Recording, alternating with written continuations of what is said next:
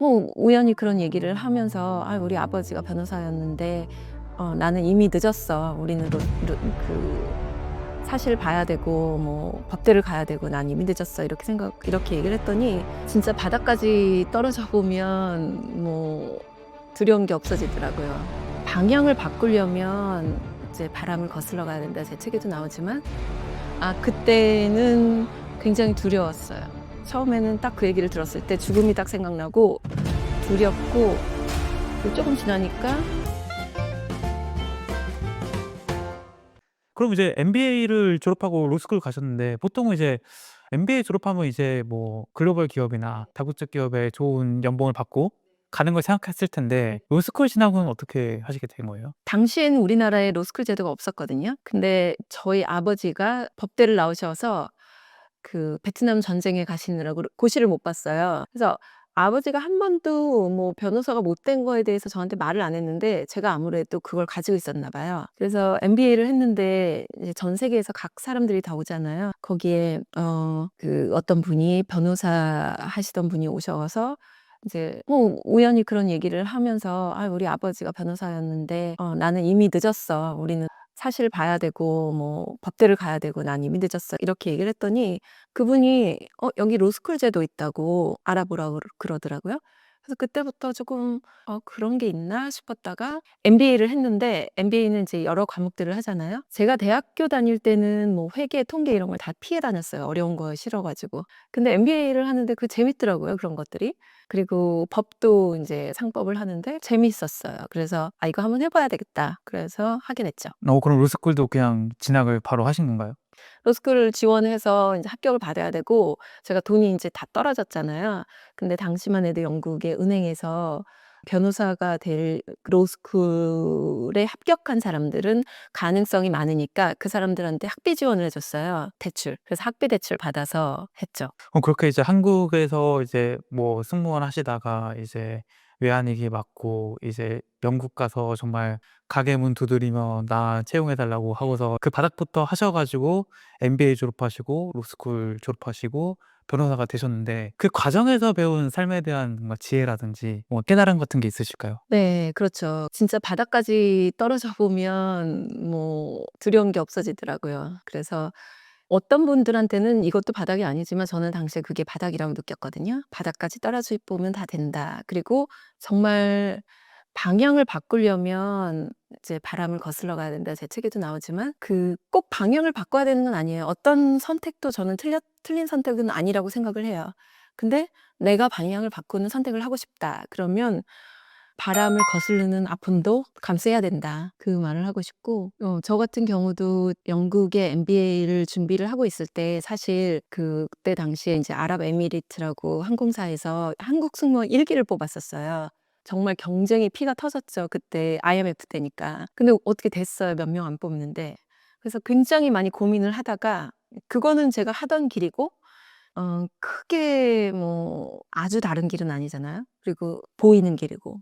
'거기를 갈까?' 그러다가 저는 안 보이는 길을 가기로 선택을 했습니다. 그래서 보이지 않는 길을 가니까 지금의 제가 있는 거죠. 전혀 다른 제가. 그쪽으로 갔어도 재밌는 삶을 살았을 것 같아요, 근데. 우리가 흔히 이런 얘기 하잖아요. 뭐 정말 잃을 게 없으면 무서울 게 없다고. 뭐 그런 상태라면 정말 내가 뭐 두려울 게 없을 것 같은데 지금은 이제 많이 이루셨잖아요. 뭐 작가님 본인은 어떻게 생각할지 모르겠지만 남들이 봤을 때는 어쨌거나 뭐 사회적 지위나 뭐 돈이라든지 이런 게 뭐 많으실 것 같은데 그때는 뭐 지금까지의 대화를 통해서 정말 본인이 생각하시기에 바닥까지 갔기 때문에 내 인생 뭐 더 이상 나쁠 것도 없고 진짜 뭐 가게에서 알바를 해도 이제 무조건 플러스랑 올라갈 일밖에 없으니까 좋았을 것 같은데 그래서 잃을 게 없으니까. 지금에서 좀 이제 지킬 것도 있고 가진 것도 좀 많아진 이 상황에서 두려운 게 있으신가요? 항상 두렵죠. 항상 두려운데 제가 뭐 도통을 한 사람도 아니고 저도 두려워요. 근데 '이게 두렵구나. 두려움이 올라오는구나. 내가 이런 걸 두려워하고 있구나.' 이렇게 보게 돼요. 일을 할 때도 굉장히 스트레스 받는 상황이 많거든요. 그런데 내가 이런 윤리리 변호사라는 영국에 와서 이런 스트레스 받는 상황을 어 경험하고 있구나. 이렇게 생각하면은 좀 스트레스 받는 것보다는 좀 재미있게까지 느껴져요. 그러니까 좀 삶을 좀 다른 두려움도 바라보고 좀 다른 시각으로 볼 수 있게 됐다? 근데 제가 작가님 책에서 읽었을 때는 이제 암을 겪으셨다고 보통 이제 암이라고 하면은 이제 죽음이란 거를 가까이 떠올리잖아요. 그럼 이제 어떻게 보면 사람들이 가장 크게 느낀다는 그 죽음도 가까이 하셨던 분인데 암 선고를 받았을 때는 어떤 게 가장 떠오르셨나요? 그때 죽음에 대한 감정은 '나 죽어도 괜찮다.'였어요? 아니면은 '나 이대로 죽어서는 안 돼.'였어요? 그때는 굉장히 두려웠어요. 처음에는 딱 그 얘기를 들었을 때 죽음이 딱 생각나고 두렵고, 그리고 조금 지나니까 이게, 그러니까 그 두려움이 저에 대한 두려움보다는, 저는 아이들이 있다고 했잖아요. 아이들이 엄마 없이 남는 게 두렵더라고요. 그리고 나서 저는 또 금방 잊어버려 가지고 하룻밤 자고 나니까 '아 이게 뭔가 좀 알아봐야 되겠다.' 그래서 알아보니까 죽진 않겠더라고요. 막 그래서 '아 죽는 거는 아니겠구나.' 싶었고, 그리고 또 어느 순간이 되니까 그것도 나아지더라고요. '죽으면은 뭐 가도 되겠다.' 뭐 이런 생각도 들고, 그래서 그거에 저희가 또 깜짝 놀랐어요. '내가 이렇게 쉽게 삶을 놓을 수 있는 사람이구나.' 막 이렇게 생각이 들었어요. 제 채널 구독하시는 분들 중에서도 그 암에 관심이 있으신 분들이 많고 암 환자분들이 많아 가지고 뭐 암이 이제 치유되신 입장에서 그런 암 환자분들 뭐 좀 두려움에 있거나 뭐 좀 내가 지금 암 때문에 일상생활이 어려우신 분들에게 좀 한 말씀 해 주신다면 어떤 말씀 해 주고 싶으세요? 굉장히 어려운 걸 요구를 하시는데, 근데 저 같은 경우에는 일단 암 선고를 받고 영국은 뭐든지 빨리빨리 진행이 안 돼요. 그래서 의사를 보러 갈 때까지 한 달이 걸렸거든요. 그때 저는 매일매일 아침에 나가서 이제 무조건 자연으로 나가서 조깅하고 그러면서 그 '내 몸에 아무것도 없다.'라는 그런 느낌을 계속 느꼈었어요. 그리고 그 의사를 만나서 문을 열고 들어가서 그 의사를 만나서 그 의사가 뭐 검진을 하고 이런 것들을 되게 생생하게 제가 머릿속으로 항상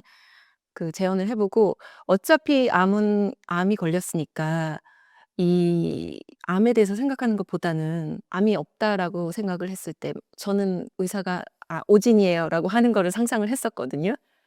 그런 상상을 했을 때 내가 기분이 좋잖아요. 그래서 저는 그렇게 항상 시각화를 하면서 한 달을 크게 고통스럽지 않게 보냈던 기억이 나요. 그럼 지금 와서 돌이켜 봤을 때 이제 암이 이제 치유되는 과정에서 가장 크게 도움이 됐던 게 그런 시각화 내지 상상이라고 보세요? 명상. 맹서. 네. 명상 속에서 시각화하고 뭐 하는 거죠.